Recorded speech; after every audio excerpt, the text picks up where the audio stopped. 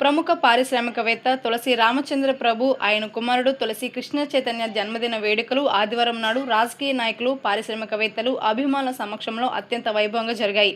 స్థానిక అరండల్పేటలోని యోగి భవన్లో వివిధ పార్టీల నాయకులు, కార్యకర్తలు పాల్గొని శుభాకాంక్షలు తెలిపారు. ఈ సందర్భంగా తులసి రామచంద్ర ప్రభు మాట్లాడుతూ ఆత్మీయుల సమక్షంలో జన్మదిన వేడుకలు జరుపుకోవడం ఆనందదాయకంగా ఉందన్నారు. పేద ప్రజల అభ్యున్నతికి తులసి సంస్థలు బాసటగా నిలుస్తాయన్నారు.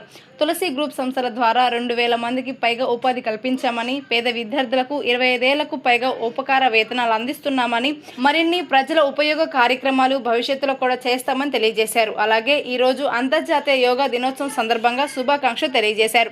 యోగా చేయడం వలన వచ్చే ప్రయోజనాలను వివరించారు. ఒత్తిడిని తట్టుకొని ఎలా జీవించాలనేది యోగా చేయడం ద్వారా మాత్రమే సాధ్యపడుతుందని తెలియజేశారు.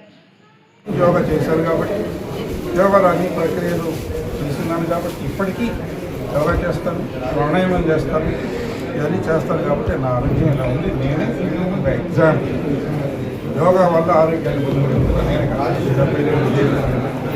ఈ విషయాన్ని ప్రజలకి వాళ్ళ కోసం